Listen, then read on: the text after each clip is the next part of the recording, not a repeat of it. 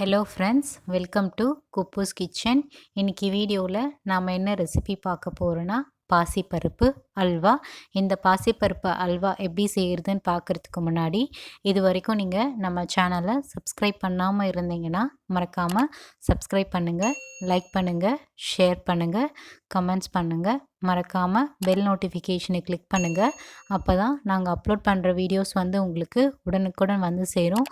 வாங்க இந்த பாசிப்பருப்பு அல்வா எப்படி செய்கிறதுன்னு பார்க்கலாம். இப்போது கிச்சனுக்குள்ளே போகலாம். நாம் பாத்திரம் எடுத்துக்கிட்டேன். பாத்திரத்தில் ஒரு கப்பில் பாசிப்பருப்பு சேர்த்துக்கலாம். இந்த பாசிப்பருப்பை நல்லா வாஷ் பண்ணணும். 2லேருந்து 3 முறை இந்த பாசிப்பருப்பை நல்லா கழுவிக்கணும். எந்த அளவுக்கு உங்களால் இதில் இருக்க டர்ட்ஸை ரிமூவ் பண்ண முடியுதோ அந்த அளவுக்கு நீங்கள் நல்லா கழுவிக்கணும்.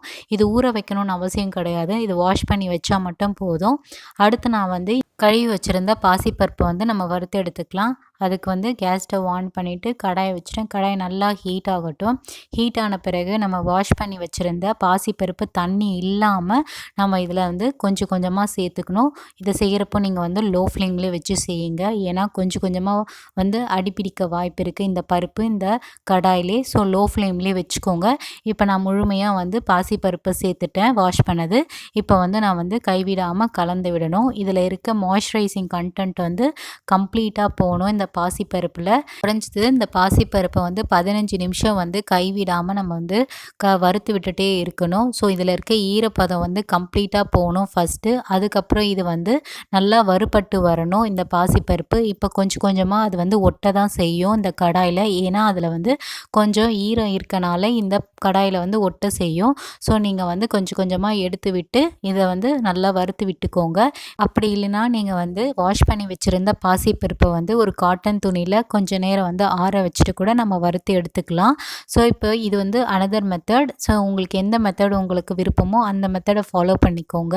இப்போ பாருங்கள், இப்போ நல்லா அதில் இருக்க ஈரப்பதம் எல்லாம் போயிடுச்சு இந்த பாசிப்பருப்பில். இப்போ இது நல்லா வறுபட்டால் போதும். இது வறுக்கிறப்போவே நல்லா வாசம் வரும்.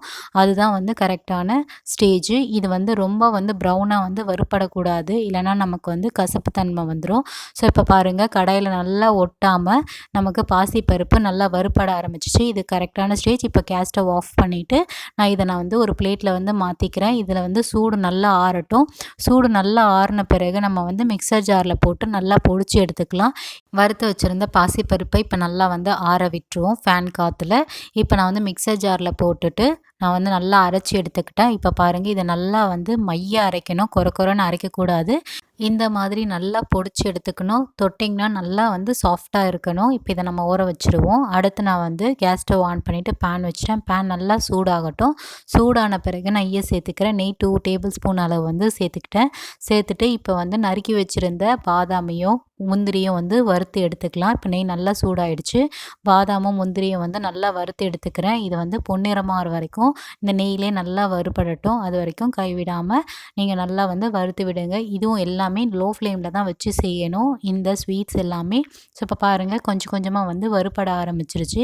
உங்ககிட்ட பிஸ்தா இருந்தாலும் சேர்த்துக்கோங்க. இது இந்த நட்ஸ் உங்களோட விஷ் தான். ஸோ என்கிட்ட இருந்தது முந்திரியும் பாதாமும் தான். ஸோ இது ரெண்டும் சேர்த்து நல்லா வறுத்து எடுத்துக்கிறேன். இப்போ நல்லா வறுபட்டுடுச்சு. இப்போ இது ஒரு பிளேட்டில் நான் மாற்றி எடுத்துக்கிறேன்.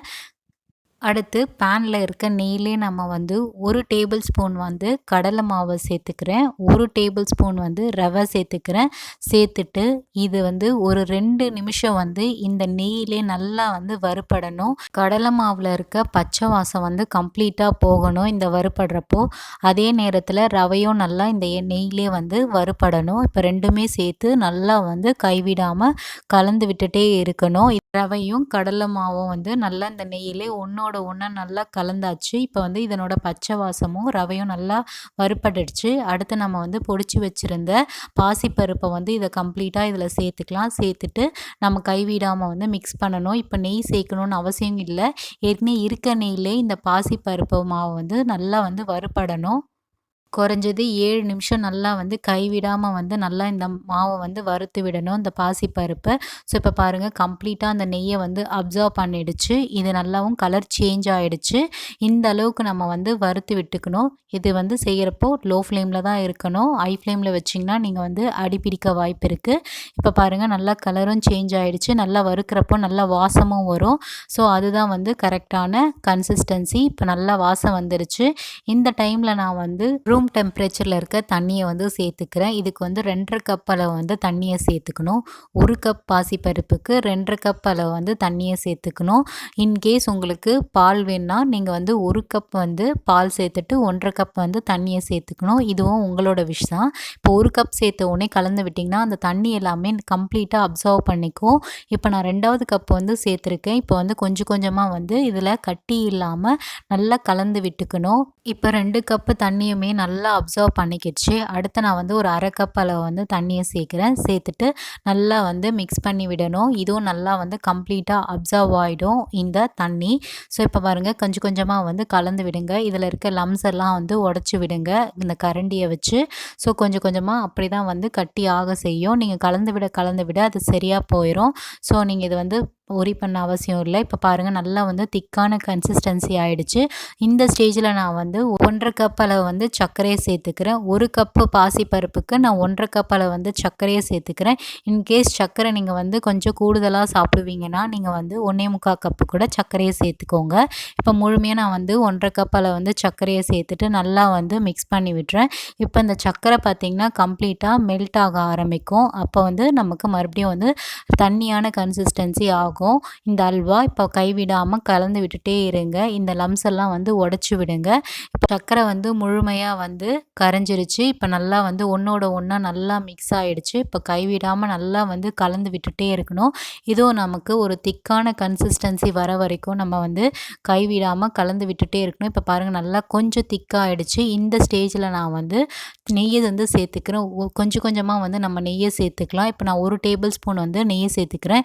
எப்போல்லாம் இது வந்து டைட்டான கன்சிஸ்டன்சி ஆகுதோ அப்போல்லாம் நீங்கள் வந்து நெய்யை சேர்த்துக்கோங்க. இப்போ பாருங்கள் நம்ம விட்ட நெய் எல்லாமே கம்ப்ளீட்டாக அப்சர்வ் ஆகிடுச்சு. அடுத்து நம்ம வந்து வறுத்து வச்சுருந்த முந்திரியும் பாதாமையும் நம்ம சேர்த்துக்கலாம். சேர்த்துட்டு நல்லா வந்து மிக்ஸ் பண்ணி விடுவோம். இதை நல்லா சாப்பிட்றப்போ க்ரன்ச்சினஸ் கொடுக்கும். அதனால தான் நம்ம முந்திரியும் பாதாமும் நெய்யில் வறுத்து சேர்த்துக்கிறோம்.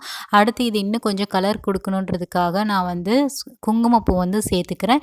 இது வந்து ஆப்ஷனல் தான். உங்ககிட்ட இருந்தால் இந்த குங்குமப்பூ சேருங்க. அப்படி இல்லைனா நீங்கள் வந்து இக்னோர் பண்ணிடுங்க. இது எதுக்காகனா கொஞ்சம் கலர் தரும். அதுக்காக தான் நம்ம வந்து இதை சேர்க்குறோம்.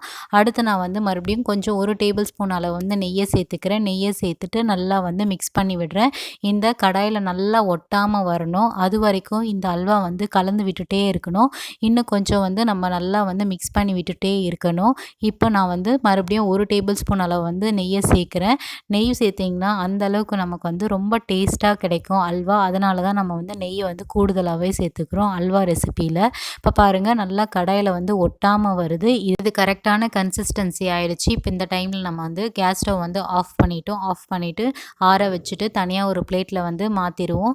ரொம்ப சிம்பிளாக ஈஸியாக பாசிப்பருப்பை வச்சு அல்வா எப்படி செய்கிறதுன்றதை இன்றைக்கி நம்ம வீடியோவில் பார்த்தோம். நீங்களும் உங்கள் வீட்டில் வந்து செஞ்சு பார்த்துட்டு எப்படி இருக்குன்றதை எங்களுக்கு மறக்காமல் கமெண்ட்ஸில் தெரியப்படுத்துங்க. இதே போல் வேறு ஒரு ரெசிபி வீடியோவில் நம்ம பார்க்கலாம். நிறைய பேர் வந்து சேனலை சப்ஸ்கிரைப் பண்ணாமல் பார்த்துட்ருக்கீங்க. மறக்காமல் சப்ஸ்கிரைப் பண்ணிவிட்டு சப்போர்ட் பண்ணுங்கள். பை.